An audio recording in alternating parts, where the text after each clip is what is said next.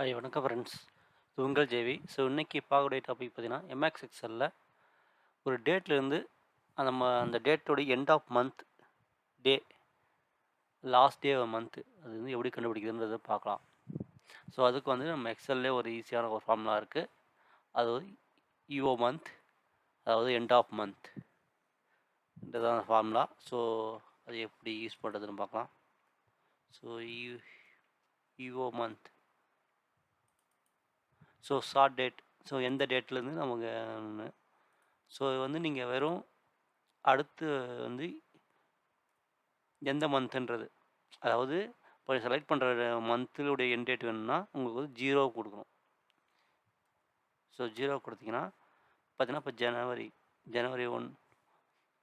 1 2021 கொடுத்துருக்கேன். அதோடைய end date வந்து 2031 டேட்டா. ஸோ இது வந்து நீங்கள் என்ன டேட்டு மாற்றினாலும் அதே ரிசல்ட் தான் கொடுக்கும். ஜஸ்ட் வந்து அந்த மந்த்துடைய எண்ட் டேட் கொடுக்கும், அவ்வளோதான். இதுவே வந்து நீங்கள் -1ன்னு கொடுத்தீங்கன்னா வச்சுக்கோங்க, என்ன வருதுன்னு பாருங்கள்.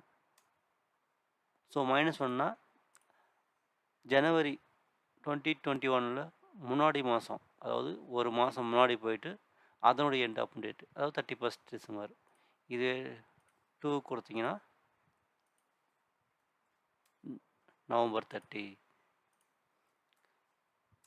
3 கொடுத்தீங்கன்னா அக்டோபர். இதே வந்து நீங்கள் ப்ளஸில் கொடுத்தீங்கன்னா 3 மாதம் தள்ளி வரும்.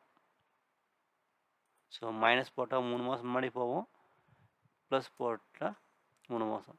ஸோ இதுலேருந்து 3 மாதம், அது 2 கொடுத்தீங்கன்னா மார்ச். ஸோ இந்த மாதிரி வந்து ஸோ இதுக்கு தான் வந்து இஓ மந்த்து ஒர்க் யூஸ் ஆகுது. ஸோ இது வந்து ஒரு மல்டி ஃபார்முலா. ஸோ சாதாரணமாக யூஸ் பண்ண மாட்டோம்.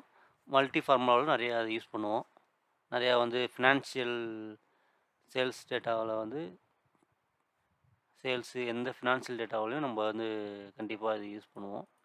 ஓகே ஃப்ரெண்ட்ஸ், அடுத்த ஒரு நல்ல வீடியோவில் சந்திப்போம். நன்றி, வணக்கம், பாய்.